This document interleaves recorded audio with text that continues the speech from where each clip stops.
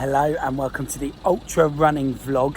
So, been a really successful day for me, but I'll talk about that in a little bit more depth shortly.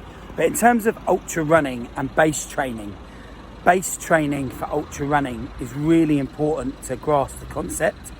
Now, an ultra run is anything defined longer than a marathon.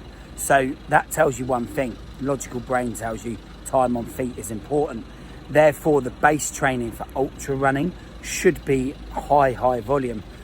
If you look at studies all the way across sort of sports science, what you'll find is that there's a lot of research out there that will talk about waste miles. Now, after 100 miles a week, there is no perceived benefit from the physiological benefits that you will get from the data that's been interpreted. So, from the data that's there is no physiological gain by going beyond 100 miles a week. Now, try and tell a pro athlete that could be a bit of an issue. But when it comes to a recreational runner, that base training is really important. But let's be honest, with a full-time job, maybe childcare, dependent people around you, 100 plus miles a week is going to be pretty tough anyway. So I would say base training's got to be high volume. There's a lot of research that suggests don't go above 100 miles.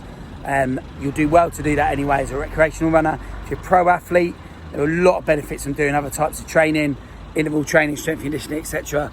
around it after you get to 100 miles each week. But in general, that base just needs to be high time on those feet.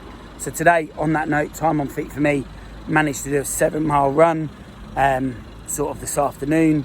Did a 3-mile run this morning, and then just did some barefoot strength training for my feet later on this evening on tired legs. So all in all, the volume's going back up for me, foot's feeling good, and I'm in the right direction. Here we go, love it, boom.